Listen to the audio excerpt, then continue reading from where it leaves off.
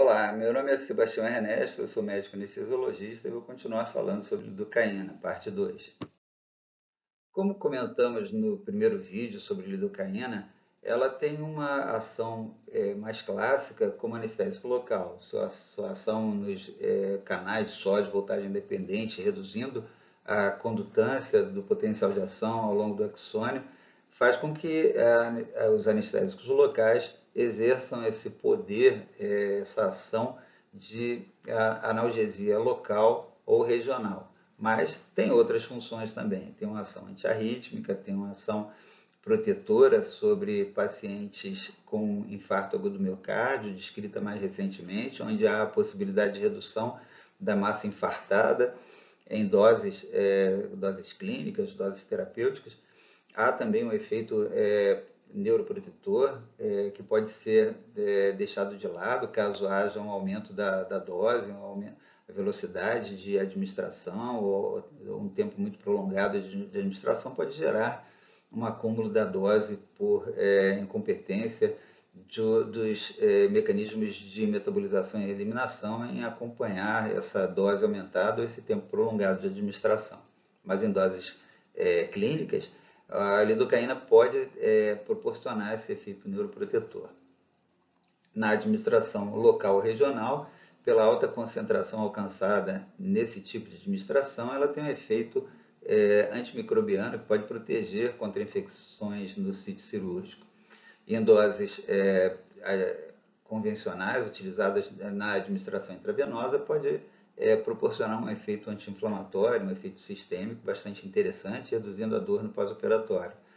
E essa ação, como adjunto analgésico, também atua, também por atuar em outros receptores e canais, como visto no vídeo de introdução, o primeiro vídeo sobre lidocaína. Falando mais objetivamente sobre a administração da lidocaína por via intravenosa, com o objetivo de melhorar o desfecho em termos de analgesia e outros desfechos no intra e no pós-operatório, as cirurgias abdominais são as que parecem apresentar melhor desfecho, mais vantagem na utilização dessa estratégia. Redução de scores de dor, redução do consumo de opioides no pós-operatório, o que é muito bom para pacientes com redução da capacidade cardiorrespiratória, aqueles que podem apresentar comprometimento com doses elevadas de opioides, como por exemplo os pacientes obesos, aqueles pacientes que vêm com história de apneia obstrutiva do sono, entre outros. As doses devem ser adequadas. Doses muito pequenas podem não ser suficientes e alguns trabalhos acabam poluindo as revisões sistemáticas devido à utilização de subdoses. Doses muito elevadas, por outro lado, podem saturar rapidamente o sistema de metabolização e eliminação da lidocaína, fazendo com que haja acúmulo e surgimento de efeitos colaterais de sobredose e toxicidade. As doses recomendadas entre 1 e 1,5 mg por quilo de peso no ataque, dose em bolos, que devem ser administradas de maneira lenta, não menos de 10 minutos, e a manutenção de uma infusão contínua de 1,5 a 3 mg por quilo por hora, vai oferecer a esses pacientes uma perspectiva de uma melhor analgesia no pós-operatório. É importante não se utilizar essas infusões por tempo muito prolongado. Não há evidência importante de melhores desfechos após a administração de 24 horas. Portanto, além de não haver evidência de que isso vai trazer melhor benefício ao paciente, ainda há o risco da saturação dos processos de metabolização, que, como foi visto no vídeo de apresentação da lidocaína, apresentam a cinética de primeira ordem no início, mas depois começa a apresentar cinética de ordem zero devido à saturação desses processos hepáticos de metabolização. Portanto, a utilização no intra e no pós-operatório por não mais de 24 horas é o ideal, e isso leva, nos pacientes de cirurgias abdominais, à melhora da analgesia, diminuição do tempo de ilho e redução eventual de náuseas e vômitos no pós-operatório, com eventual redução também do tempo de internação. Por outro lado, como é visto nessa revisão sistemática da revisão Cochrane, a utilização da lidocaína em cirurgia de laparotomia aberta não apresenta vantagem após as primeiras 4 horas, ou seja, nas primeiras 4 horas ocorreu melhora dos índices de analgesia nos pacientes que receberam lidocaína, mas na verificação de 24 horas os grupos não apresentaram diferença na comparação entre placebo ou a utilização de lidocaína. Enquanto isso, nas laparoscopias, houve melhora importante nas primeiras 4 horas, mas essa melhora ela continua existente na avaliação de 24 horas. Enquanto isso, outras cirurgias relacionadas não apresentaram vantagem na utilização da lidocaína como adjunto analgésico.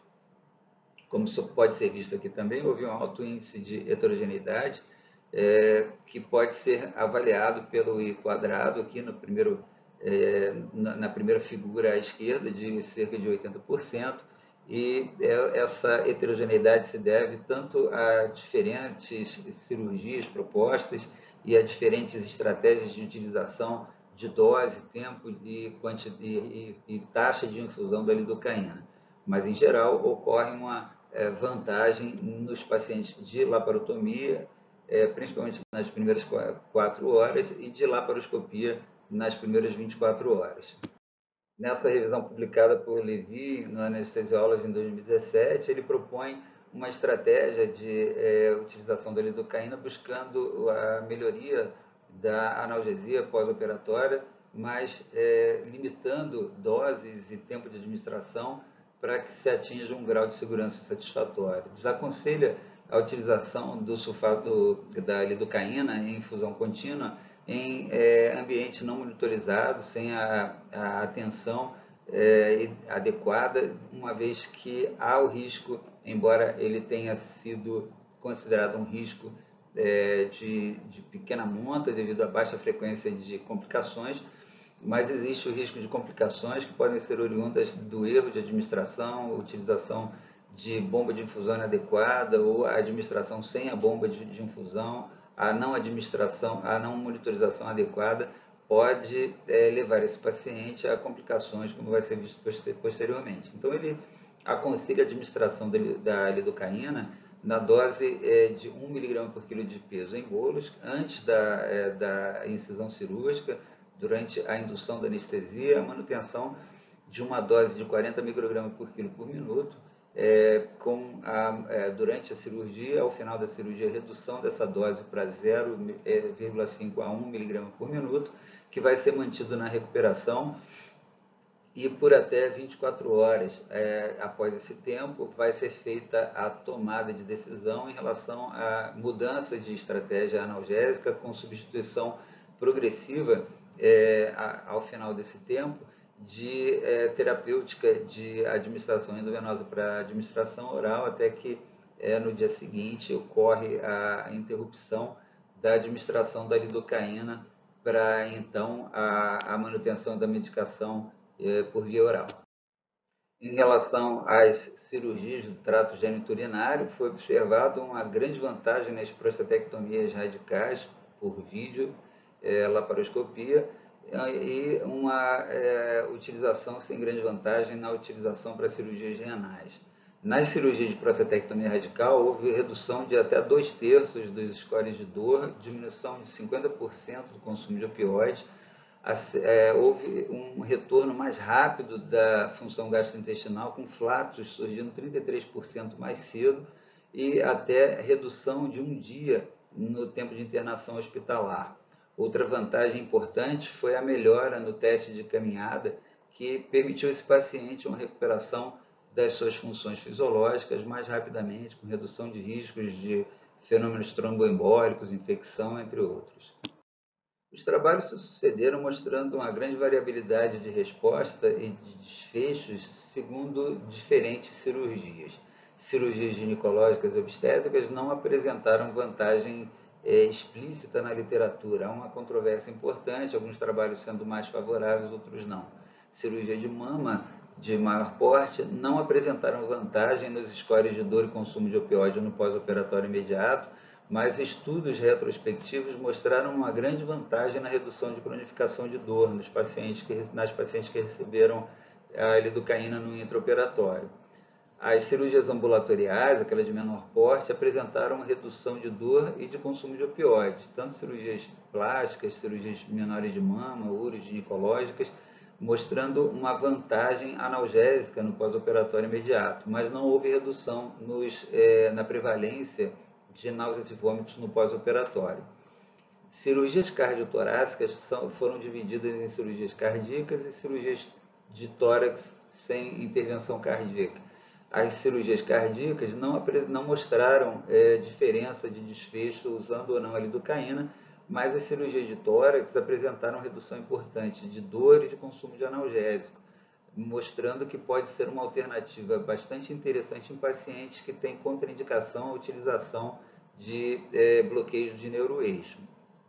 A cirurgia de quadril não mostrou vantagem, não houve melhora nos desfechos, mas em cirurgia de coluna houve redução importante tanto nos scores de dor no pós-operatório, como na melhora de vida quando avaliados os pacientes após 1 e 3 meses. Portanto, houve uma redução importante de cronificação de dor nesses pacientes, sendo uma terapia bastante interessante, tanto com o objetivo de redução real de dor no pós-operatório imediato, como também na prevenção de cronificação de dor.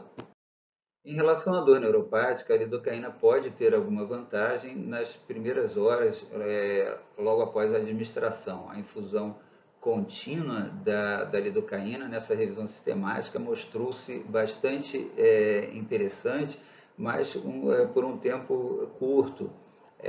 A primeira parte desse diapositivo, a figura 3, mostra que logo após o término da infusão da lidocaína, houve uma grande vantagem na analgesia dos pacientes. Porém, na avaliação 4 semanas depois, essa vantagem ela passa a não existir mais. De maneira estatisticamente significativa, ela não acontece mais. Então, é uma vantagem que não se sustenta por muito tempo. Na mesma revisão sistemática, foi feita uma avaliação do surgimento de efeitos adversos pela utilização da lidocaína, mostrando que há uma grande desvantagem em relação a isso, estatisticamente falando, na utilização da lidocaína. O surgimento de efeitos colaterais acontece, porém, são efeitos colaterais que são de pequena monta e são pouco frequentes, ou seja, há uma significância estatística, mas sem grande importância clínica, desde que obviamente, sejam utilizadas doses adequadas nos pacientes adequados. Em 2016, a AIP fez uma revisão para publicação no British Journal of Anesthesiology, uma revisão que fala sobre a lidocaína em uso intravenoso e as suas principais indicações. E estão elencadas nessa tabela, mostrando que pacientes que têm grande potencial de risco de dor importante no pós-operatório, cirurgias mais relacionadas com cronificação de dor, ou aqueles pacientes que têm contraindicação a outras técnicas, como anestesias regionais, ou têm história de abuso ou uso crônico de opioides por alguma indicação específica, pacientes que têm grande risco de se utilizarem opioides por tempo mais prolongado, ou desenvolverem adição, ou desenvolverem complicações, principalmente relacionadas ao aparelho respiratório. Então, esses pacientes eles podem se beneficiar bastante com a utilização da lidocaína intravenosa. Uma preocupação importante existe em relação à toxicidade da lidocaína. A relação concentração-toxicidade não é uma relação reta, uma relação contínua, estável.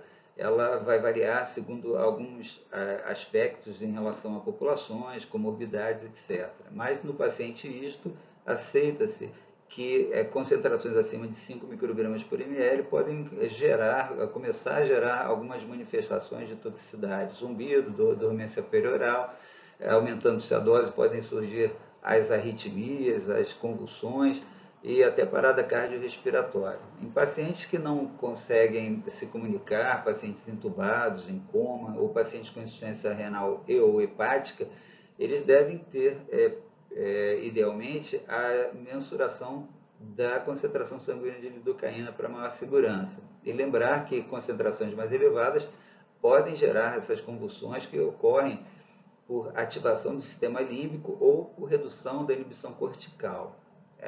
O regime de administração é muito importante. Os estudos iniciais de intoxicação pela lidocaína eram feitos com doses muito elevadas, cerca de 30 mg por quilo por hora, o que gerava bastante complicações.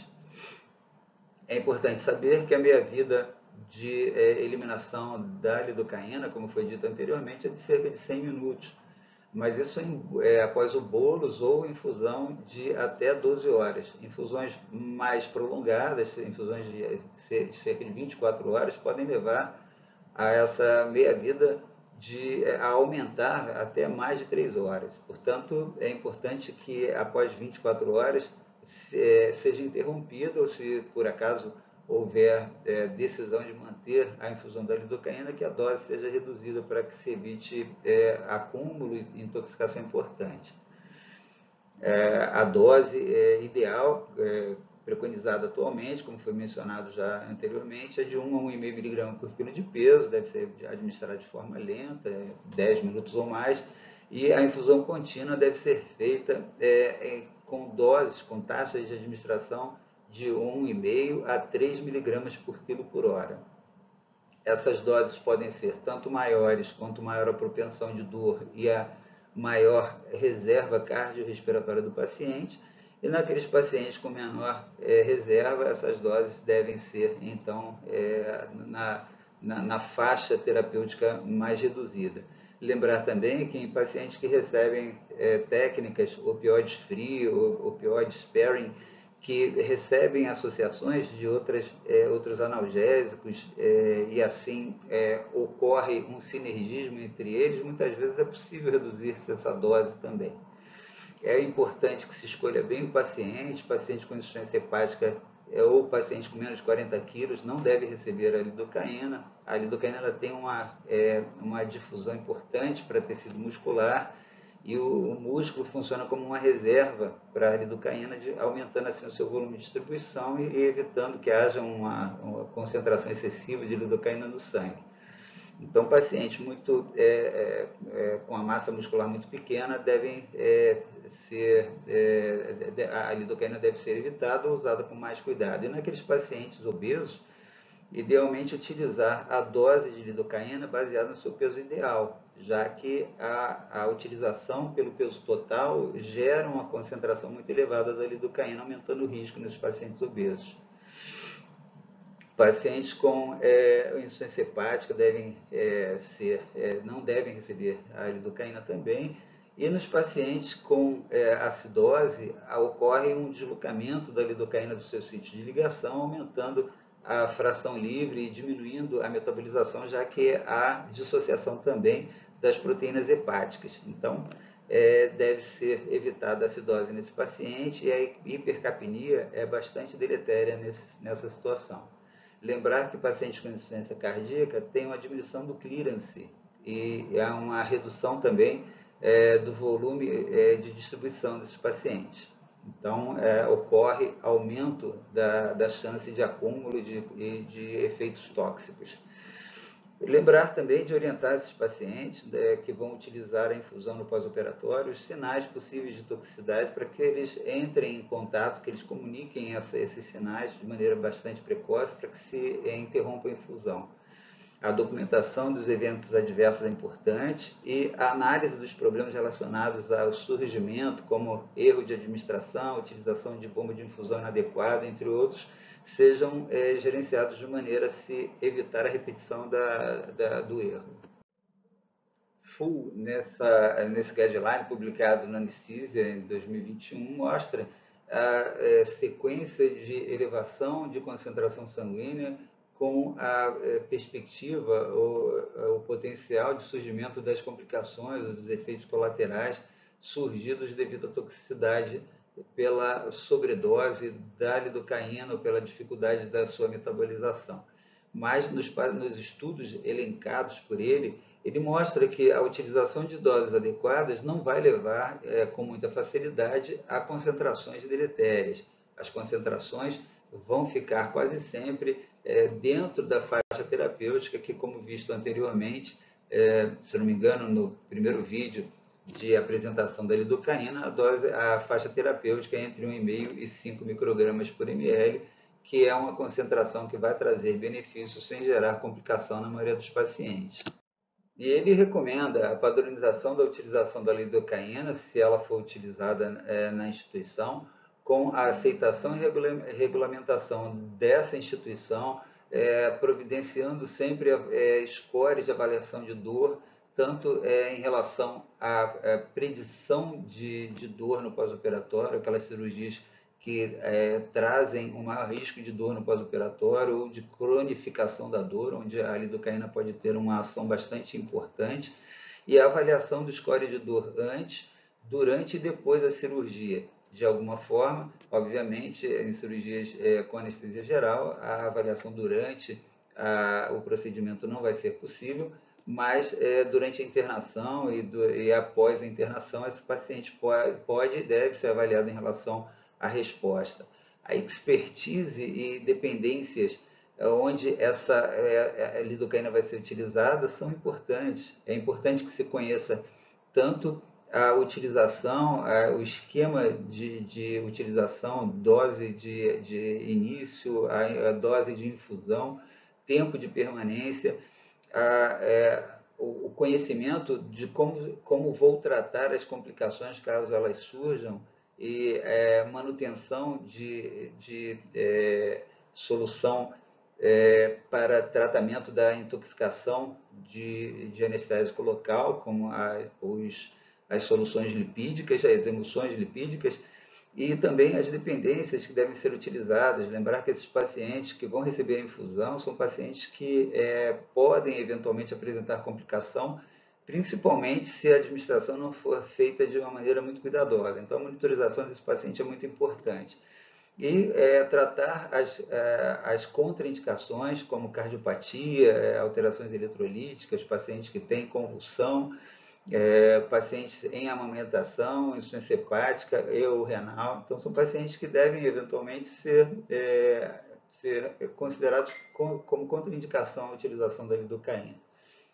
Os pacientes com peso que gerem um índice de massa corpórea maior que 30, então devem receber a dose de lidocaína pelo seu peso ideal. Lembrar que a fórmula mais simples, uma das fórmulas simples de calcular o peso ideal é a altura em centímetros menos 100 para o homem e a altura em centímetros menos 105 para a mulher. Então, esse peso ideal deve ser considerado no cálculo da dose da lidocaína em pacientes com IMC acima de 30. Acho que os pacientes com IMC abaixo de 30, esse peso ideal não vai ser tão diferente do peso real e, portanto, pode ser utilizado um ou outro sem grande problema. Ainda entre as recomendações, ele sugere que se evite a utilização de outro anestésico local devido à adição de possibilidades de efeitos tóxicos e, assim, a utilização de infusão de lidocaína deve ser feita apenas após 4 horas, a utilização eventual de algum tipo de bloqueio, como peridural ou técnicas regionais que utilizem volume maior de anestésico local. Obviamente, a raquianestesia, onde se utiliza um volume muito pequeno, não haveria problema. E após a interrupção da infusão, esperar 4 horas de novo para que se utilize alguma técnica regional com utilização de volume aumentado. A dose cuidadosa de bolos máximo de 1,5 mg por quilo de peso antes da incisão, preferencialmente, esperando essa administração para que tenha um efeito máximo de benefício. O equipamento de infusão da lidocaína deve ser um equipamento adequado e confiável, a via de administração deve ser etiquetada, deve-se conhecer aquela via para que se evite infusões de drogas associadas e que possa eventualmente em algum momento provocar a maior velocidade de infusão, não exceder 24 horas, ou se exceder 24 horas por algum motivo, reduzir preferencialmente a dose de infusão em 50%. Avaliar, como foi dito anteriormente, a possibilidade de redução da dose da lidocaína em técnicas em que se utilize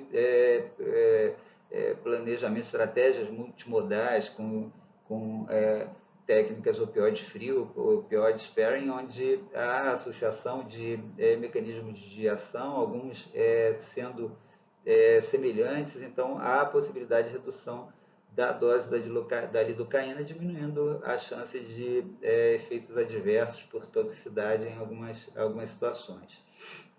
E como foi dito anteriormente, deve sempre ser disponível a emulsão lipídica e quem administra a infusão da lidocaína deve saber onde está essa emulsão lipídica para que ela seja utilizada de maneira rápida caso seja detectada algum tipo de reação por toxicidade mais grave. Finalizamos aqui o nosso segundo vídeo sobre lidocaína. Espero que tenham gostado do conteúdo. Foi um assunto que eu gostei muito de pesquisar, muita informação nova, muita coisa interessante. Espero que tenham gostado do conteúdo. Muito obrigado pela companhia e quem gostou, compartilhe, dê o seu like. Grande abraço.